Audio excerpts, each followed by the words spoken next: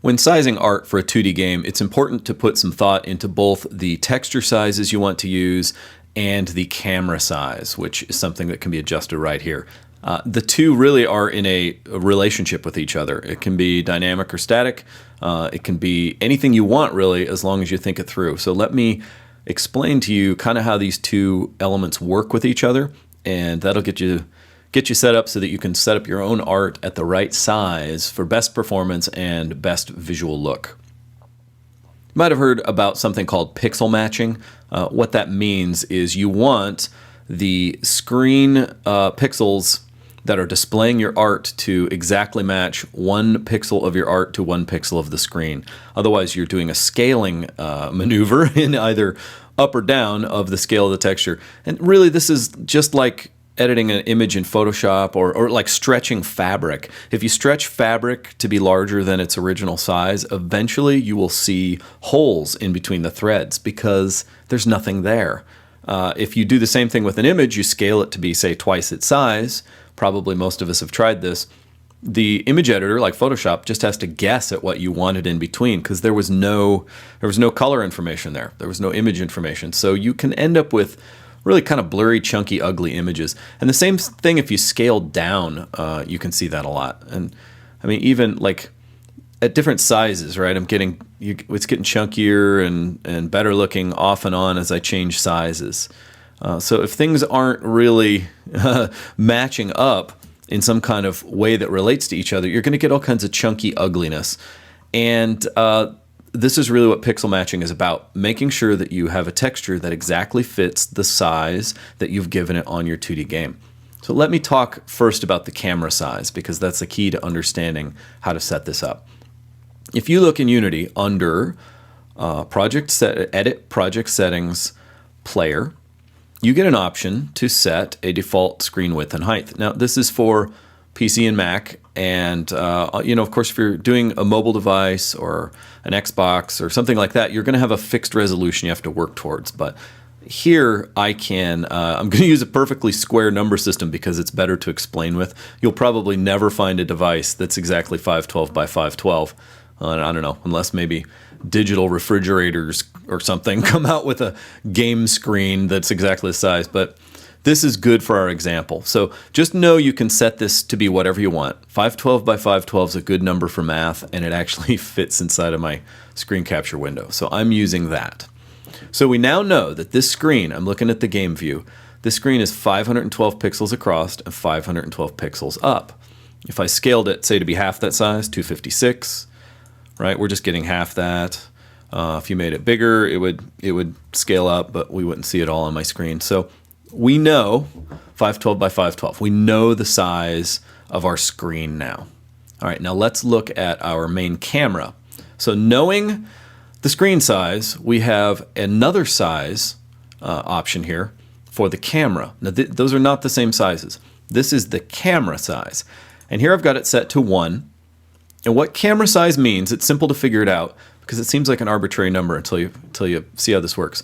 The camera size is what will fit in the top half of your screen. So if you cut this in half, which I have this centered at world 0, so we can just kind of guess it's in the middle of this little orange lily pad. So from here to here is 1 unit, right? This is a 1 unit big, okay? 1 unit big object. Let me actually set its texture back. I've got it set on transparent. Let me set this to diffuse so you see the whole polygon that I've got it mapped to. And here in the scene, you see I've just got 1 polygon, and it's a standard one I brought in myself, but it exactly matches Unity's size. So back to the game.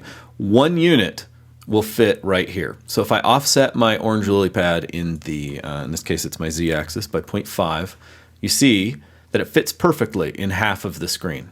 And that's because this is set to a camera size of 1, meaning 1 right there. If I double this to 2, now it means 2 units will fit up here. And as you'd guess, we can see that works out pretty good. If I take my orange lily pad and set it back to world 0 perfect, so look at this again, going back to 1, it's now half the size of the screen. If I put it at 0.5, it now fills the screen because we're displaying 1 unit at full screen. So half of a unit would fit in half the screen. So it makes sense. The 1 unit fills the whole screen. And here's a great example of how if you scale something up, this is a 256 by 256 texture. And I've scaled it up to twice its size, and we're just guessing, and it's getting chunky and ugly. So not exactly what we want there.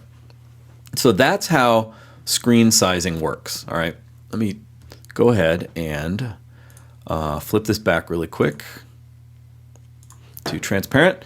Okay, so how do you then, knowing how the camera size works and knowing what your target screen resolution is going to be, how do you then determine what size art you need? Well, you don't want to make art that you're just going to throw away. In other words, if I need 256 by 256 texture size like this right here, I certainly don't want to make my textures at 1024 by 1024 because we're just going to scale down and throw away information. That does not look good. Like for instance, here's 256 by 256 texture rendered natively. Looks pretty nice. If I set it down to 128, we're starting to see some chunks because we've thrown away half of its info and we've double scaled it. Right now we're at 64 by 64. You don't want to do this. You just don't want to make giant textures and scale them down because they're going to look horrid. And, it can get bad, so don't go there. You also don't want to make not enough, because it's going to look just as bad trying to scale it up. So you want to match. So let me kind of determine, like here's my game view. If I don't want my characters to be about that big on the screen, right? Something roughly like that, because then there's enough room for like the tank to drive around, and you got to give the player some space to work. But it's still big enough that I can like click on it if I need to, or that you can see clearly which way it's pointing and what's going on. So that would be kind of a good size.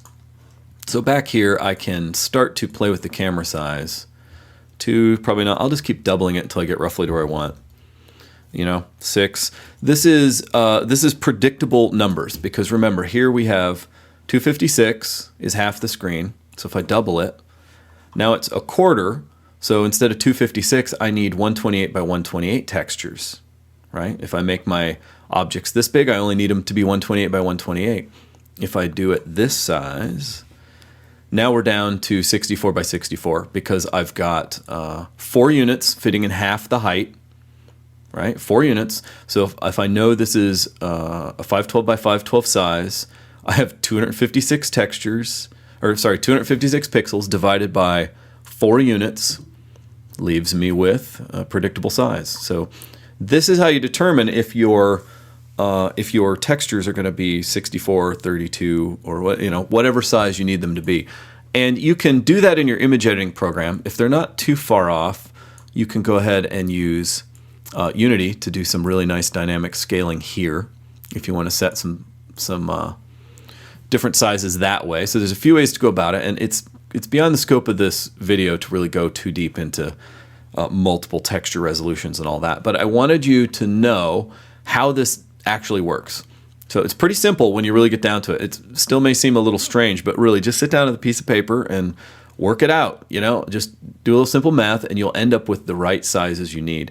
Then you're not scaling these objects necessarily. You can if you want to, if it works into your plan.